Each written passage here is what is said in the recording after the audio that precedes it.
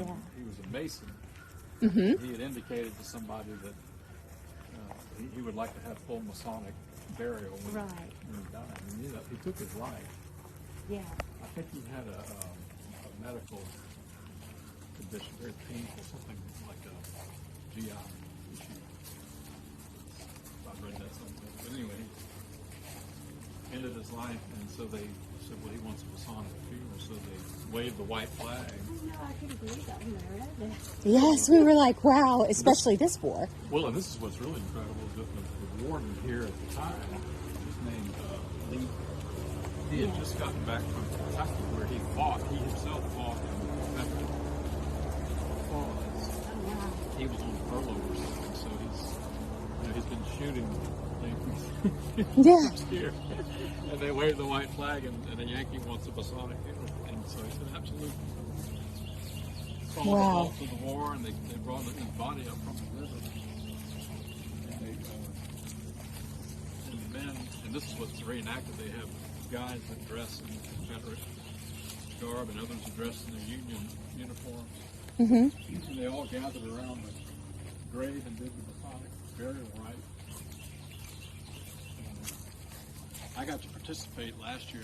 I was put in as the pastor and said a little prayer. And, really kind of amazing. And people come from all around. Now this one right here, is this where they said the soldiers hid out in this? Is this an underground? I've not heard that.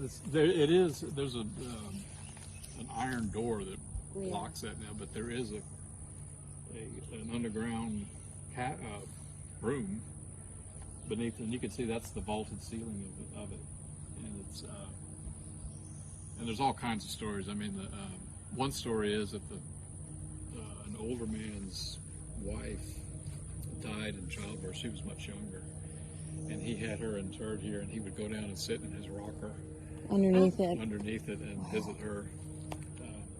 At present, I don't think there's any bodies in there, because I think they moved her over here somewhere. He later remarried, and the new wife wasn't wild about the idea of him sitting in the rocker. So that was like, yeah, you're not going to sit in the rocker, dude. It's all about me now. And then there's the middle-aged guys here at Grace who were kids who grew up here said there was a story. They were told that there was a secret tunnel that went, you go down here and went to the secret tunnel, and that's how they got to the river to beat back the Yankees. And see, we've read some folklore that Confederate soldiers hid out in there. So I was like, I wonder if that's the oldest looking one here on the property. So another story is that someone was in the church when the shelling commenced. Apparently it lasted about 4 hours, and I think they were probably aiming for the courthouse, but they hit the church, and then somebody ran out here and got behind Ira Smith's Egyptian, which is pretty stout. Yeah. Probably a good place to hide. Yeah, definitely. Sure. But they said that they were shooting at the courthouse. I know we had read, and that it actually damage happened to the church, because one of the worst battles in this area happened here, right? Yeah, well, there was from Port Hudson up, this I think. Area, and then further down the river, there was a big battle at Port Hudson. Yeah, that's one place that we definitely want to go. So they're having one out there tonight. A ghost ships on the river, I believe. Oh, look at that. Oh, yeah. Oh, wow. So this is Commander Hart's, and this is interesting here, too.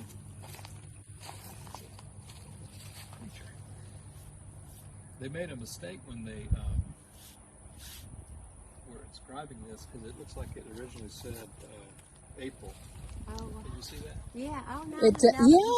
Yeah. And then they went back and said, we went April. Wow. But the story is that after the war, his family came down here with the intention of disinterring him and moving him up to but they came to understand and realize what a big deal it was, that there was this reenactment, and that it really meant a lot that the day the war stopped, and so they decided place that he stayed, right where he's at. So, Oh, wow. I mean, that's just, I mean, the history lesson in itself that a war of that capacity stood still for the burial. yeah. I an think it's the officer. only recorded instance in which that was the case.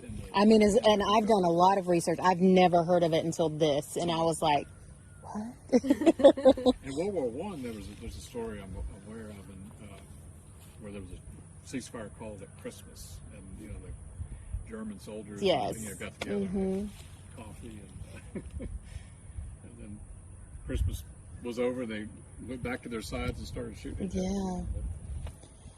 Well, the history in this place is phenomenal. And like I said, for such a small area, it's astonishing just to see that the preservation of history. And that's what I love is especially going into historic homes and the historical integrity that stays. And that's why I love historical preservation, historic home research.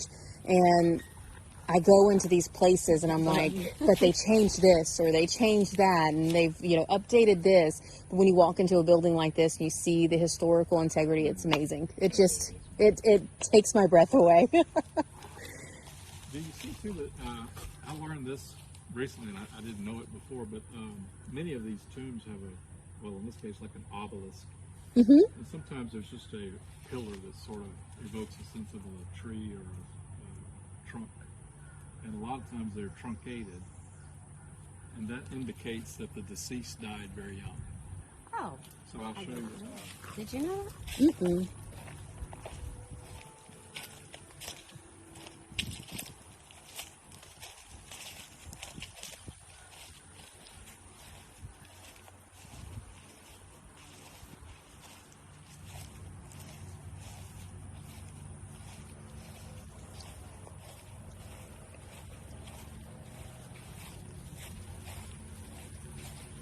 There's another one, like we saw out at Beulah Plains.